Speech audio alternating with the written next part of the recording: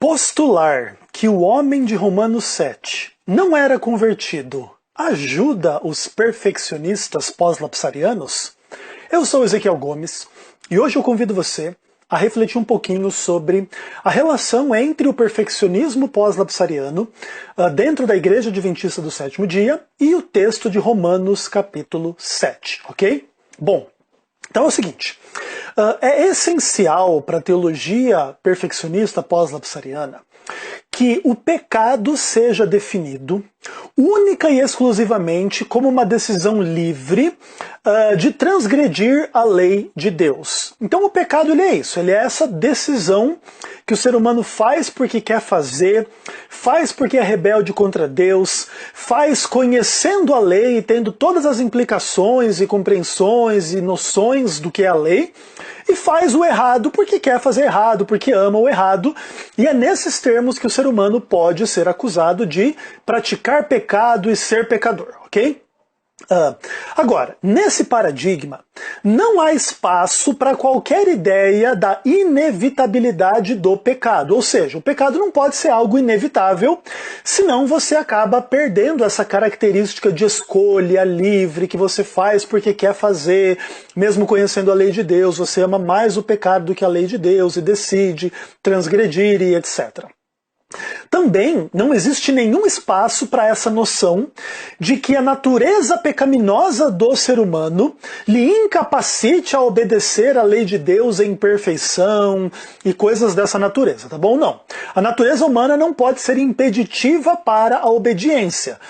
Senão você não pode, vamos pensar assim, condenar o homem como desobediente por ele simplesmente seguir o fluxo da sua natureza, do que lhe é natural e etc, tá bom? Nesse paradigma pós-lapsariano perfeccionista, o único empecilho para que as pessoas sejam perfeitas e deixem de pecar é a própria decisão e vontade delas. Nesse paradigma também, a vontade humana não está escravizada e basta querer para poder. Claro, obviamente também eles não são assim pessoas tão alienadas, eles não dizem que esse é um processo simples ou fácil ou que a maioria consegue passar por ele de maneira a realmente querer não pecar e conseguir vencer o pecado e etc. Mas o ponto é que a vontade não está escravizada. Se você realmente quiser parar de pecar, você vai se esforçar, você vai cooperar com a graça de Deus, você vai fazer a sua parte, você vai mortificar o seu próprio eu, você vai se esforçar a tal ponto que você vai parar de pecar. Isso pode ser hoje, pode ser amanhã, e pelo menos no fechamento da porta da graça você vai ter que ter conseguido esta experiência, senão você vai se perder por ter um pecado após o fechamento da porta da graça, tá bem? Mais ou menos esse é o arcabouço aí no qual eles veem esse tipo de ideia. E o auge dessa argumentação toda é o suposto exemplo de Cristo nessa direção. Pensa o seguinte: Jesus foi um ser humano sem pecado. Quantas naturezas humanas existem? Existe uma só. Todos nós temos a mesma natureza humana. E Jesus tomou essa natureza igual à natureza de todo mundo, e ele não pecou. E isso prova que o pecado é uma escolha e Jesus nunca fez essa escolha. E em tese, então, nós também temos a mesma escolha de Jesus. Nós podemos fazer essa mesma escolha, assim como ele escolheu não pecar, apesar de ter natureza humana igual a minha e a sua, nós também devemos fazer essa mesma escolha e não pecar, ok? Bacana. Então, em resumo, esse é o entendimento pós-lapsariano em relação a essa questão. E aqui entra a discussão sobre Romanos capítulo 7. Porque Romanos 7 aparentemente indica uma lógica diferente desta que o pós-lapsarianismo tem. Então, vou dar uma lidinha breve aqui em Romanos 7, versos 14 a 18. E aqui a Bíblia diz o seguinte: porque bem sabemos que a lei é espiritual, eu, todavia, sou carnal, vendido à escravidão do pecado. Porque nem mesmo compreendo o meu próprio modo de agir, pois não faço o que prefiro e sim o que detesto. Ora, se não faço o que prefiro e sim o que detesto, consinto com a lei que é boa. Nesse caso, já não sou eu quem faz, mas o pecado que habita em mim. Porque eu sei que em mim, isto é, na minha carne, não habita bem nenhum. Pois o querer o bem está em mim, não porém o efetuá-lo. Porque não faço o que prefiro, mas o mal que não quero, esse faço. E etc. E ele vai continuando até o verso 25, falando deste amplo e complexo dilema que muitos seres humanos, inclusive, se identificam com isso, né? Gostaríamos de ser perfeitos em tudo e não somos perfeitos em nada. Gostaríamos, inclusive, de viver sem pecar e todos reconhecemos que falhamos, pecamos, erramos e etc. Agora, não deve ser difícil identificar que a retórica de Paulo em Romanos 7, nos poucos versos que a gente leu, já destrói por completo o fundamento e as conclusões e as implicações do entendimento pós-lapsariano. Agora, se Romanos 7 está escrito na Bíblia, e os pós-lapsarianos leem a Bíblia, por que é que ainda existem pós-lapsarianos? Esse é um mistério do universo. E aí eu vou explicar para vocês um pouquinho como é que funciona. Existe uma ampla polêmica no meio cristão, isso fora do mundo adventista, entre, por exemplo, calvinistas e arminianos, etc., sobre o sentido correto de Romanos capítulo 7. E existe uma ideia, especialmente entre os arminianos, e a igreja adventista é uma igreja arminiana, que Romanos capítulo 7 não fala de Paulo como cristão convertido, mas fala de Paulo como tipo assim, um personagem retórico e teórico não convertido, que conhece a lei, ele está convencido que deve guardar a lei, mas não consegue porque a natureza pecaminosa e o pecado habita nele, e ele ainda não foi totalmente convertido, e etc.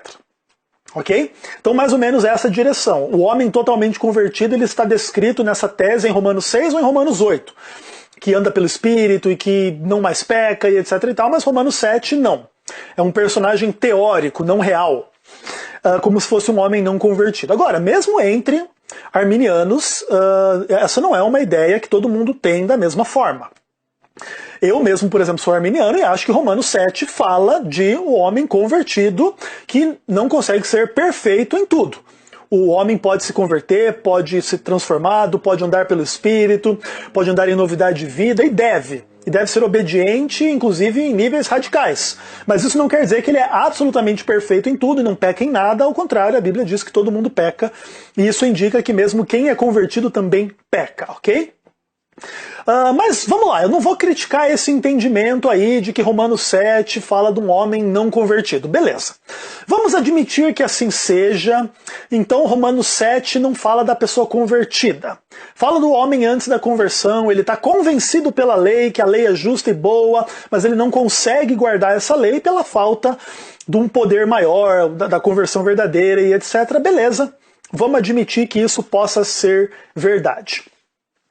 Será que esse entendimento realmente ajuda o pós-lapsarianismo e permite a sua sobrevivência diante da existência de Romanos 7? E aqui eu vou responder que não, por causa de dois problemas em especial. Primeiro problema: Jesus não nasceu com essa natureza não convertida descrita em Romanos 7.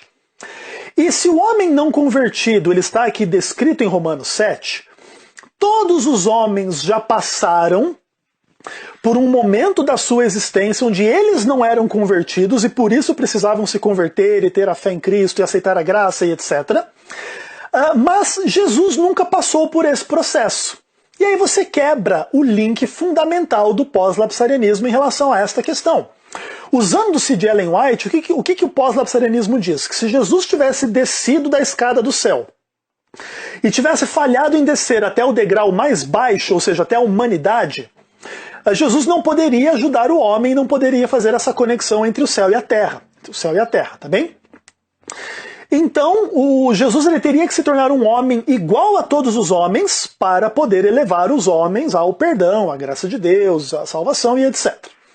Agora veja, nesse paradigma de Romanos 7, Jesus não desceu até o nível mais baixo. Ele desceu até ser humano, mas ele não desceu até ser um humano não convertido. Que mesmo querendo fazer o bem, não conseguia fazer o bem. Que mesmo não querendo fazer o mal, acabava fazendo o mal. Jesus nunca participou desse dilema. Então, toda a retórica de Jesus foi com uma natureza igualzinha à nossa, para nós poder sermos iguaizinhos a ele, cai por terra no fato de que Jesus não foi igualzinho a nós, não convertido. Jesus nunca passou por isso. Jesus encarnou, vamos pensar assim em tese, a natureza pecaminosa convertida.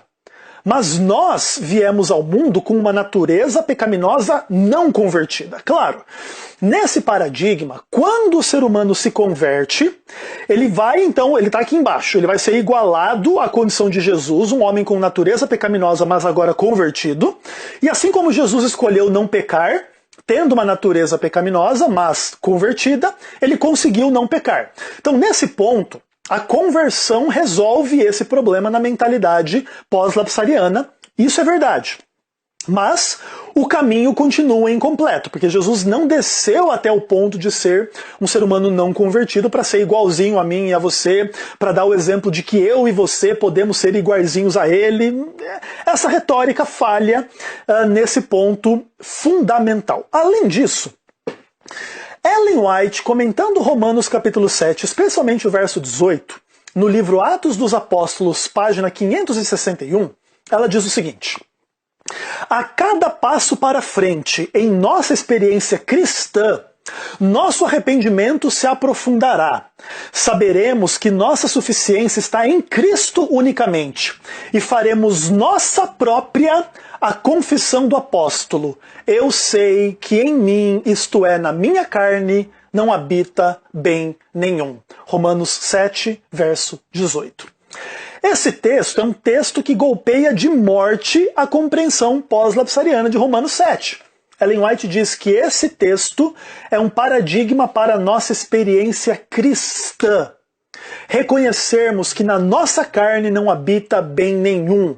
Ellen White não fala, olha, isso aí era a nossa carne lá antes da conversão, então agora que somos convertidos temos uma carne igualzinha a Jesus, e não tem essa que o mal habita em mim, não, agora quem habita em mim é o Espírito, e eu venço o pecado, e eu não peco, eu sou perfeito, e etc, e etc, e etc. Diante desses dois problemas, eu decreto a falência absoluta e a morte sem direito à ressurreição do perfeccionismo pós-lapsariano adventista.